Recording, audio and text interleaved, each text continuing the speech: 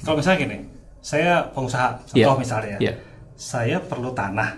Nah, apakah nanti kalau bank tanah ini sudah berkembang besar, apakah harus saya belinya atau mintanya atau prosesnya ke bank tanah, atau saya masih bisa juga keluar ke yang lain seperti saat ini gitu ya? Apakah harus pokoknya saya kalau ada urusan harus ke bank tanah gitu, wajib itu gimana Pak? Sebenarnya kalau kita kembali ke ini ke apa tuh kitahnya bank tanah di dalam PP 42 2021 ini, itu kan bank tanah itu kan adalah rangka menjamin ketersediaan tanah untuk ekonomi berkeadilan. Jadi lebih kepada ini ya, kepada mungkin orientasi ke rakyat, masyarakat umum dan sebagainya ya, yang tadi ada 6 unsur itu ya, konsolidasi lahan, kemudian reforma agraria, pembangunan dan sebagainya ya, itu seperti itu. Tapi kalaupun juga bisa swasta tertarik, nah tapi ini di sini adalah bukan dalam rangka ini seperti halnya tanah negara ya, bukan seperti itu, tapi dia si swasta itu dia ingin melakukan kerjasama dengan bank tanah di atas tanahnya si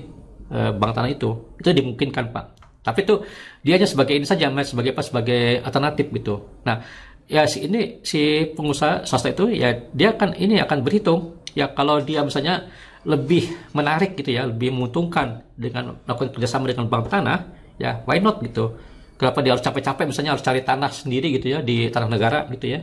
Dia repot dengan ya masalah perizinan dan sebagainya.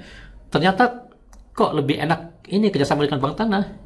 Dimungkinkan itu Pak ya, tapi sekali lagi kita harus kembali bahwa bank tanah itu dia bukan sebagai penjual Pak, bukan sebagai penjual tanah, dia tidak seperti, nah ini bedanya nih Pak ya, bedanya dengan ini penting Pak, jangan sampai ada bank tanah soalnya nanti yang berhak menjual hanya bank tanah gitu kan ya, gitu. Jadi, beda misalnya kan seperti real estate kan dia memang sama-sama ini ya, fungsi land banknya mungkin ada land banknya seperti itu, tapi di land banknya itu dia dalam rangka ini tadi menjual kapling tanah ya, setelah itu dilepas sudah gitu ya. Bank tanah itu tidak, bank tanah itu dia selama itu memegang tanah yang dia sudah miliki dengan hak pengelolaannya. Nah, tetapi dalam hal pemanfaatannya ataupun pengelolaannya itu dimungkinkan untuk kerjasama.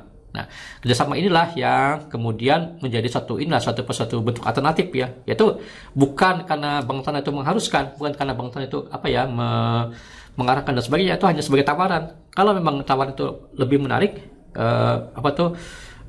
kompetitif atau lebih visible ya, lebih layak misalnya ya sudah, itu kan hukum ekonomi Pak ya, hukum apa namanya itu dalam bisnis tuh ya, mana yang menguntungkan gitu ya sudah, kalau memang itu pilihan ya saya kira itu mungkin bisa saja terjadi. Dan kalau misalnya bank tanah itu berkembang ya itulah hukum ekonomi ya, bank tanah rupanya itu juga diterima acceptable bagi dunia investasi gitu. Jadi tetap pokoknya adalah pokok masalah ekonomi berkeadilan, tetapi dalam pemanfaatannya itu bisa saja terjadi adanya kerjasama gitu. Jadi kata kuncinya bahwa bank tanah itu dibuat bukan seperti jadi calo tanah bukan ya. Itu penting nih. Saya diikut diskusi dia jadi tambah pemahaman ya. Jadi pertama tadi bank tanah itu jelas untuk prinsip keadilan, kemudian ketika ada swasta juga kerjasama, kemudian gitu ya, ada kerjasama, atau mungkin ketika bank tanahnya berkembang lebih luas mungkin nanti ada tahapan berikutnya ya. Iya betul. Sekarang gini, mekanismenya, misalkan nih Pak Munir nih pengusaha nih, gabung aja ya. Pak Munir mau kerjasama gimana caranya?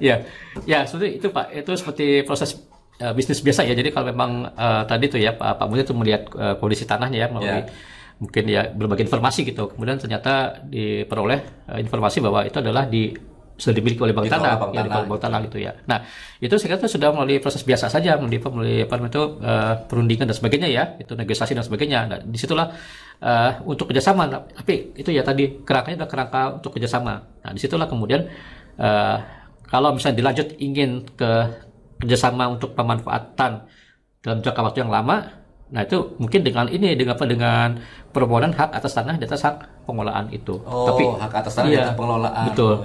Tapi bisa juga terjadi gini Pak, mungkin ya kita kan juga pilihan-pilihan itu ada dalam bisnis itu kan bisa saja terjadi.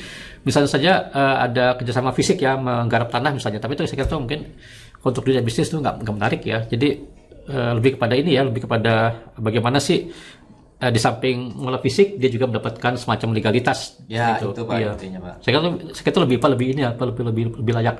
Kalau menggarap biasa itu mungkin lebih kepada ini ya, barangkali lebih misalnya antar instansi gitu ya, misalnya dengan pemerintah daerah. Nah ini si Pemda ini punya masyarakat nih ya yang punya kemampuan bertani misalnya. Nah, dia lihat misalnya tuh di tanahnya Bang Tanah tuh ada yang cocok untuk komoditi apa gitu, subur. Nah, itu kenapa enggak misalnya ada semacam kerjasama ya mengolah tanah misalnya seperti itu. Itu tadi, tapi harus disebutkan dalam perencanaan itu kegiatan Bang Tanah. Seperti itu. Ada tadi fungsi yang ke berapa? Ke-6 kalau tidak salah. Ada mengenai pendistribusian. Betul. Pendistribusian. Kebetulan sekarang saya ini penerima dari distribusi ini.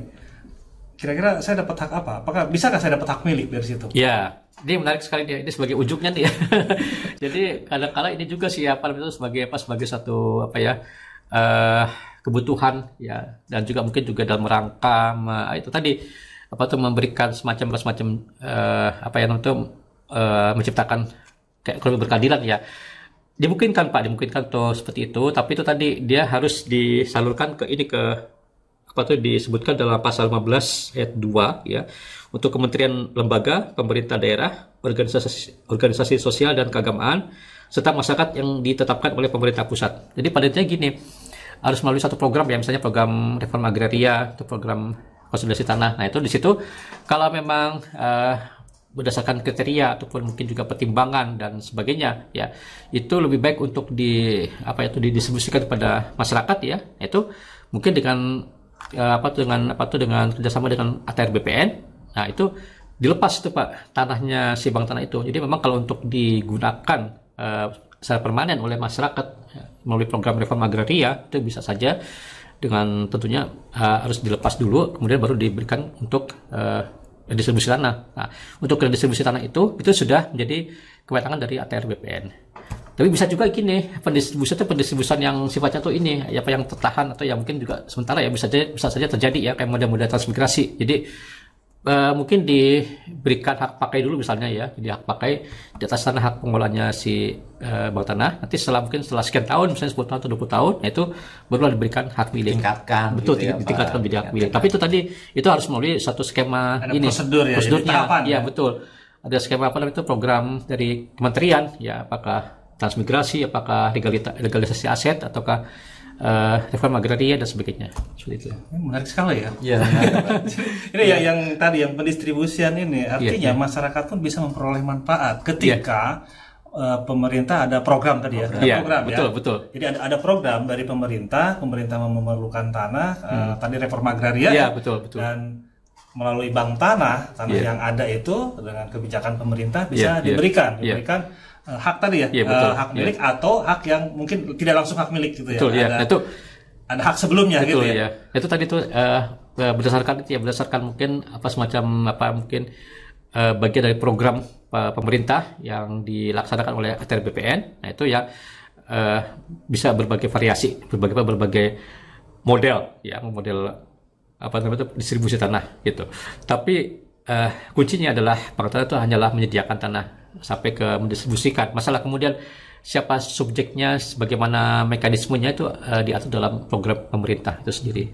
Itulah fungsi Kementerian ATR BPN-nya di situ ya. Dan itu kan kebetulan juga di dalam kepengurusan Bank Tanah, bahwa Bank Tanah itu juga dia memiliki komite pelaksana. Jadi ada komite pelaksana, ada juga badan pelaksana ya. Nah, komite dari Bank Tanah itu kan terdiri dari menteri yang laksanakan di sini adalah Menteri ATR BPN, Menteri Keuangan, dan mungkin juga Menteri PUPR. Nah, fungsinya komite inilah yang kemudian bisa memberikan semacam masukan atau mungkin juga semacam bridging, jembatan untuk penyelenggaraan kegiatan yang ada di kementerian. Nah, jadi itu juga akan memperlancar karena di dalamnya Bank Tanah itu juga ada struktur komite.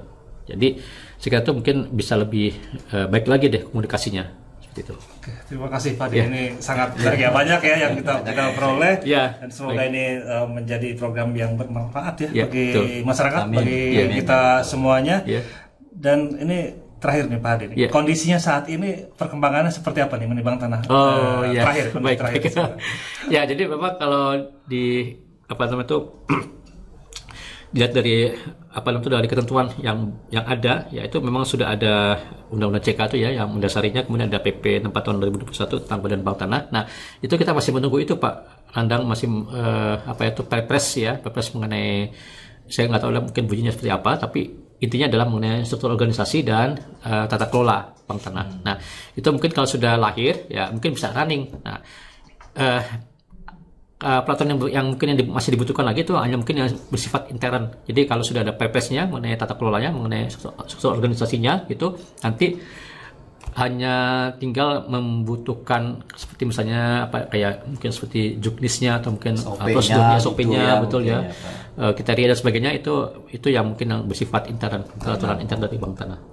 Artinya ini sedang proses dan berlanjut terus ya. Betul. Jadi kita masih wait and see, masih menunggu bagaimana bank tanah itu nanti akan lahir, akan beroperasi, dan kita berharap mungkin secepatnya dan juga mungkin juga akan bisa memberikan manfaat pada masyarakat secepatnya juga nih. Seperti itu. Sesuai dengan harapan kita semuanya. Bagaimana ini diskusi yang sangat menarik, kita bisa dapat banyak informasi ya.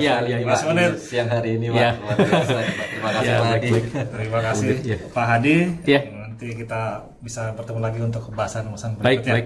Oke, teman-teman, sahabat semuanya yang hadir atau yang mengikuti diskusi ini, semoga materi ini dapat bermanfaat. Terima kasih atas perhatiannya. Assalamualaikum warahmatullahi wabarakatuh. Salam sehat, salam sejahtera untuk kita semua. Semangat.